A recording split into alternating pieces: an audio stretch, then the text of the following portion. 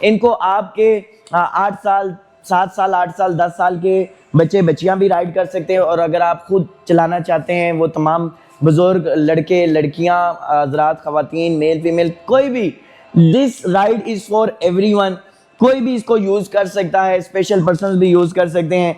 बहुत ही मज़े की इसकी राइड है। इसके अंदर आपको लेफ़्ट और राइट साइड पे ब्रेक्स मिल जाएंगी। इसके अलावा आप इसको अगर आगे की साइड मूव करेंगे तो आगे चलेगा, इसको अगर आप पीछे की तरफ मूव करेंगे तो रिवर्स का ऑप्शन भी मिलेगा। फ्रंट पे इसका सेफ गार्ड भी लगा हुआ है, कोई गिरने का खतरा नहीं है, क्योंकि इसके अंदर जो स्पीड है उसको बहुत ही कम करके आप एडजस्ट कर सकते हैं। पेट्रोल से ये स्टार्ट होगा और इसके अलावा इसमें सेल्फ स्टार्ट का ऑप्शन भी आपको मिल जाएगा। इसके अंदर कोई किक नहीं है, कोई रस्सी खींच के स्टार्ट करने का इसके अंदर सिस्टम नहीं है। सिर्फ आपने बटन प्रेस करना है और इसने स्टार्ट हो जाना है।